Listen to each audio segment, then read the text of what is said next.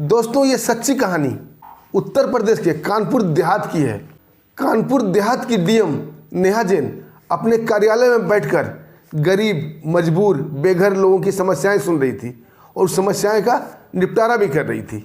दोस्तों इसी क्रम में एक 77 साल की बुजुर्ग महिला जिसका नाम था कुसुम सिंह, उसका बारी आता है। दोस्तों कांपते कदमों से, थरथराते हाथों से उठकर डीएम साहिबा की तरफ जाती है और अपना साड़ी का पल्लू खोलती है। उस पल्लू से एक चिट्ठी निकालती है और मुंह से कुछ भी नहीं बोलती है और वो चिट्ठी कांपते हाथों से, थरथराते हाथों से डीएम मैडम की तरफ बढ़ा देती है। डीएम कुसुम जैन जब वो चिट्ठी लेती है और उस चिट्ठी को पढ़ती है दोस्तों, तो एकाएक वो कुर्सी छोड़ के उठ जाती है। वो इतनी भावुक हो जाती है कि उसकी आंखों से आंसू टपकने लगते हैं और उठकर उस बुजुर्ग महिला का आके गले से लगा लेती है, उससे उसकी समस्याएं सुनती है।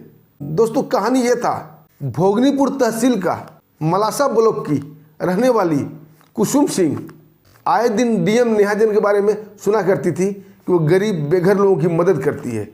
दोस्तों एक दिन इसलिए वो गरीब महिला, बुजुर्ग महिला मदद की गुहार लेकर नेहा डीएम जैन के पास आती है।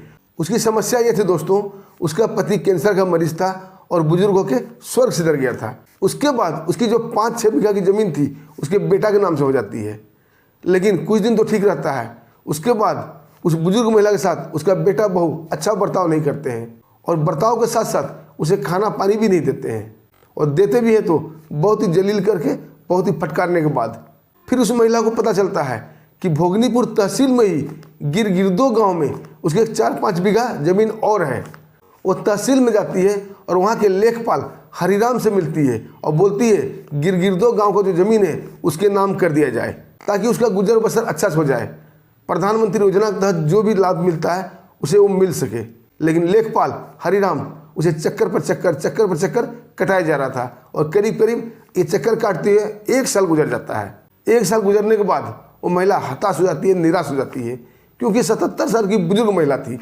फिर उसे पता चलता है डीएम नेहा जैन के बारे में, जो बेघर बुजुर्ग महिला पुरुष की काफ़ी मदद किया करती है, और वो पहुंच जाती है अपना फरियाद लेकर डीएम नेहा जैन के पास। वो बुजुर्ग महिला 77 साल के होने के कारण ठीक से बोल भी नहीं पा रही थी, ठीक से चल भी नहीं पा रही थी, लेकिन उसकी हैंडराइटिंग इतनी अच्छी थी, इतने काबिले तारीफ थी दोस्तों, जो उसका लेटर खूब वायरल हुआ और डीएम मैडम के नाम से एक चिट्ठी लिखती है, उसे अपने आंचल में बांधती है और डीएम मैडम के पास पहुँच जाती है। जब उसका नंबर आता है तो डीएम मैडम को वो चिट्ठी खोल कर दे देती है और डीएम मैडम पढ़ते ही काफ़ी भावुक हो जाती है और अपनी कुर्सी छोड़ के उड़ जाती है, उसे गले से लगा लेती है। दोस्तों अगर आप भी वो चिट्ठी पढ़िएगा तो आप भी काफ़ी भावुक हो जाइएगा। आइए दोस्तों सुनाता हूँ आखिर चिट्ठी में लिखा क्या था। उस बुजुर्ग महिला ने चिट्ठी में ये लिखा था, मेरी प्रिय डीएम बिटिया, आपको मेरा बहुत बहुत प्यार और ढेर सारा आशीर्वाद। आपसे सविनय निवेदन है, मैं कुसुम सिंह, पति छविनाथ सिंह, ग्राम धोकरपुर और तहसील भोगनीपुर, कानपुर देहात की रहने वाली हूँ। मेरे पति की कैंसर से मौत हो गई थी। अब मेरे जो 6-7 बीघा ज़मीन था वो मेरे बेटे के नाम हो गई। बुजुर्ग ने आगे लिखा, डीएम बिटिया, मेरी उम्र 77 साल हो गई है, मैं काफ़ी बुजुर्ग हो गई हूँ। मेरे बेटा और बहू मुझे ठीक से खाना नहीं देते हैं, ठीक से मेरी परवरिश नहीं करते हैं। मुझे पता चला है कि कुछ ज़मीन मेरे पति की गिरगिरदो गांव में है। मैं वो चाहती हूँ कि वो ज़मीन मेरे नाम हो जाए, लेकिन मैं तहसील में गई, वहाँ का लेखपाल हरिराम है जो मुझे चक्कर कटा रहा है, मेरे नाम से वो ज़मीन नहीं कर रहा है।